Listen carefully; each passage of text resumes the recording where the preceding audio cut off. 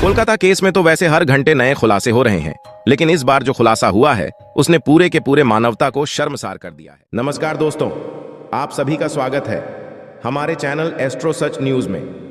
दोस्तों, Kolkata doctor case को लेकर सीबीआई के हाथ इस वक्त सबसे बड़ा गवाह लग चुका है और इस गवाह के सामने आने के साथ ही सीबीआई का दिमाग भी पूरी तरह से चकरा गया है। सीबीआई को इस पूरी दरिंदगी का वीडियो मिलने के साथ इस मामले का चश्मदीद गवाह सीबीआई के हाथ लग चुका है, जिसने इस पूरे मामले को आंखों से देखा, बताते हुए एक एक कर सभी चीजों से पर्दा उठा दिया है।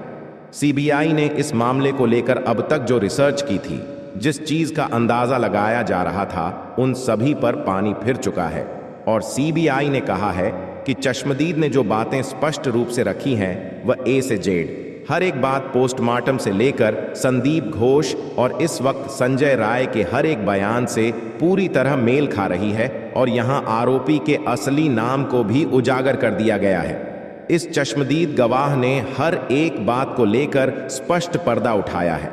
उसने यहां तक बता दिया है कि किसने उस दिन डॉक्टर बिटिया की टांगों को तोड़ा था, क्योंकि इन लोगों को भी इस चश्मदीद गवाह के बारे में अब तक कोई जानकारी नहीं थी। उन्हें लग रहा था कि जो सीसीटीवी में कैद हुआ है, जो वीडियो फुटेज उन्होंने अपने फ़ोन में रिकॉर्ड किया था, उसके अलावा इस पूरे वारदात का कोई आंखों देखा सबूत नहीं है। लेकिन इस गवाह के सामने आने के साथ ही यह पूरा मामला पलटता हुआ दिखाई दे रहा है और अब उस गवाह ने जिस आरोपी की तरफ इशारा किया है, उसे सुनने के बाद सीबीआई भी भौचक्की रह गई है, क्योंकि इस पूरे मामले में आरोपी संजय रॉय और संदीप घोष दोनों ही नहीं हैं। जी हाँ, इस मामले में आरोपी कोई और ही है। इन दोनों को इस मामले में आगे खड़ा करके सबसे अहम जो इस पूरे कोलकाता के इसका दरिंदा था, वह छिप रहा था। और अब इस बारे में जो खबर सामने आई है, उसके बाद संदीप घोष के भी होश उड़ गए हैं। क्या है इस वक्त पूरी खबर? क्या इस पूरे मामले को लेकर वीडियो सामने आ चुकी है और क्या उस चश्मदीद गवाह ने पूरी बात बताई है? एक एक करके आपको इस पूरी वीडियो में आगे जानकारी मिलने वाली है। जो अब तक दरिंदगी सामने आई थी, वह दरिंदगी वास्तव में थी ही नहीं। जो किया गया था वह उससे कहीं ज्यादा भयावह बताया गया है। उस चश्मदीद की तरफ से जब आप सुनेंगे तो आपकी रूह कांप जाएगी। और अब तक जिसे गुनहगार नहीं समझा जा रहा था, वास्तव में इस पूरे मामले में इन्हीं में से एक सबसे अहम गुनहगार सामने आ चुका है और इसका लिंक ऐसी ऐसी जगहों से सामने निकल कर आ चुका है कि सीबीआई भी हिल गई है। सीबीआई अब सोच विचार में पड़ गई है कि इस पूरे मामले में आखिर क्या कदम उसे उठाना चाहिए।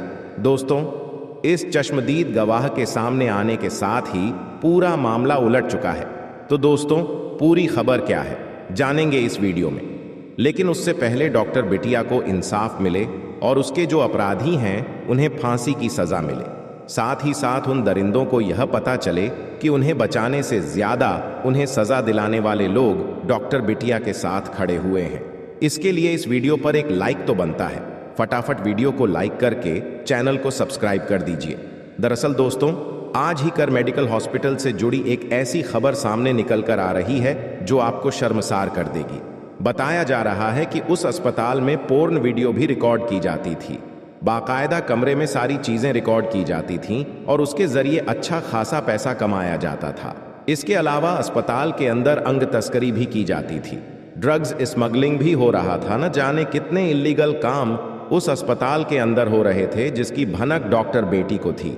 इसलिए डॉक्टर बिटिया को हमेशा के लिए इस रास्ते से हटाया गया।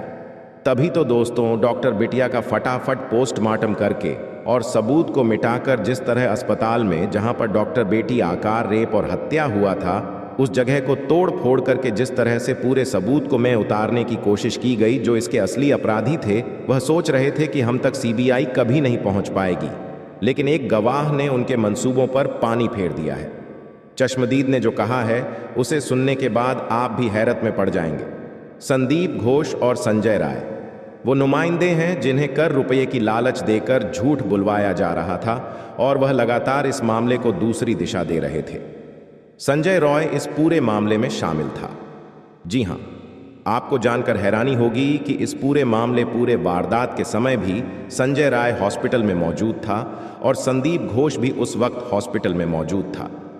पहले संजय रॉय ने इस पूरे मामले का आरोप अपने सिर ले लिया, जो पैसों की बदौलत किया था। लेकिन बाद में संजय राय जब इस मामले में फांसी तक की सजा सुन चुका था, तो उसने सीधे अपनी बात से पलटी मार ली।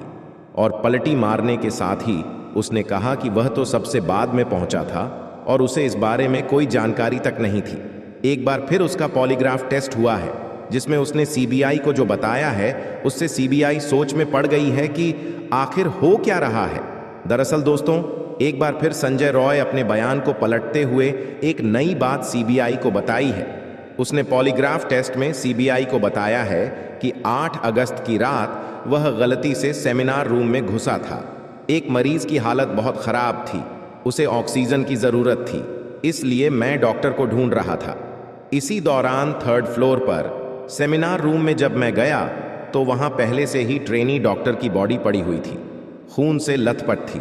मैंने सोचा कि अभी भी हो सकता है कि जान बची हो, इसलिए मैंने उसके शरीर को हिलाया, लेकिन कोई मूवमेंट नहीं हुआ। इससे मैं घबरा गया और बाहर भागा।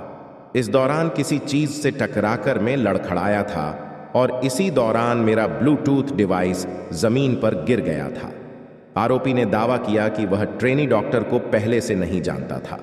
उसने बताया कि घटना के दिन अस्पताल के गेट पर अस्पताल में पुलिस चौकी को क्यों नहीं बताया। इस पर संजय राय ने कहा कि वह घबरा गया था और उसे डर था कि उसकी बातों पर किसी को यकीन नहीं होगा। वहीं दोस्तों, दूसरी ओर संजय राय अपने वकील कविता सरकार से रो रो कर यह कह रहा है, मैं निर्दोष हूं, मुझे फंसाया जा रहा है, मुझसे कोई भी टेस्ट करवा लो, मैं उसके लिए तैयार हूं, ताकि वह दरिंदे जो इस केस के असली गुनहगार हैं पकड़े जा सके। दोस्तों, यहां पर सबसे हैरानी वाली बात यह है कि सीबीआई को जो सारे सबूत मिले हैं वे संजय राय की ओर ही इशारा कर रहे हैं। फिर भी संजय राय इस तरह का बयान देकर पूरे केस को ही उलट पलट कर रहा है। बताया जा रहा है कि संजय राय का केस लड़ने के लिए कोई भी वकील तैयार नहीं था। इसके बाद सियालदाह कोर्ट ने कविता सरकार को उनका वकील नियुक्त किया। कविता सरकार सियालदाह कोर्ट में स्टेट लीगल सर्विस अथॉरिटी की इकलौती वकील है, इसलिए यह केस उन्हें मिला। दोस्तों, इस केस में रोजाना नए नए मामले सामने आ रहे हैं। इस बीच पश्चिम बंगाल डॉक्टर्स फोरम के सलाहकार डॉ कौशिक लाहिड़ी ने कहा, अजीकर अस्पताल में कथित रूप से रेप और हत्या की शिकार पीड़िता बहुत कुछ जानती थी और उसे चुप करा दिया गया। उसने हमेशा यह बताने की कोशिश की कि वह किससे जूझ रही थी। वह अकेली नहीं थी, कई युवा और वरिष्ठ डॉक्टर इसी तरह के अपराधों से पीड़ित हैं, जिनमें से ज्यादातर को चुप करा दिया जाता है। यह चुप्पी भी हिंसा है। इस लड़की ने अपनी चुप्पी तोड़ने की कोशिश की, इसलिए उसके साथ रेप और हत्या करके इस मामले को और दिशा दे दी गई। दोस्तों, अब जान लेते हैं कि वह गवाह कौन है और उसने क्या बताया है। दरअसल दोस्तों, उस गवाह के बारे में कोई खुलासा नहीं किया गया है, उसे गोपनीय रखा गया है, क्योंकि उस गवाह को भी खतरा हो सकता है। जो डॉक्टर बिटिया के दरिंदे अभी खुला घूम रहे हैं, वे उस पर हमला कर सकते हैं।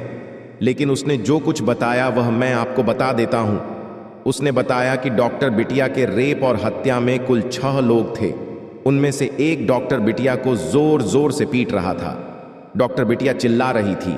उनमें से एक ने डॉक्टर बिटिया के मुंह पर घूंसा मारा, जिससे उसका चश्मा टूट गया था। एक ने डॉक्टर बिटिया की टांगें छीनी। उनमें से एक ने मुंह को कसकर पकड़ा हुआ था ताकि वह चिल्ला ना पाए।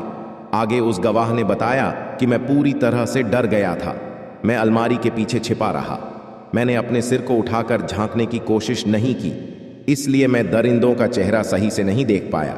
लेकिन पैरों को मैं नीचे से देख रहा था वहां पर, चाहे पैर मुझे दिखाई दे रहे थे। इसलिए मैं कह सकता हूं कि डॉक्टर बिटिया के रेप और हत्या में 6 लोग शामिल थे। उनमें से एक कह रहा था कि कुछ नहीं होगा। मेरी पहुंच बहुत ऊपर तक है। तो दोस्तों, इससे यही साबित होता है कि डॉक्टर बिटिया के केस में कोई मामूली आदमी नहीं बल्कि बहुत बड़े बड़े आदमी शामिल हो सकते हैं। लेकिन इस गवाह ने जब सीबीआई को बताया तो सीबीआई और उलझ चुकी है। इसलिए सीबीआई या एम्स की मदद ले रही है ताकि जल्द से जल्द जो इसके असली गुनहगार हैं वह पकड़ लिए जा सके। दोस्तों, डॉक्टर बिटिया के जो कातिल हैं उन्हें कौन सी सजा मिलनी चाहिए, उसके लिए कमेंट बॉक्स में ज़रूर बताइएगा। और दोस्तों, वीडियो को लाइक करके चैनल को सब्सक्राइब जरूर कर दें।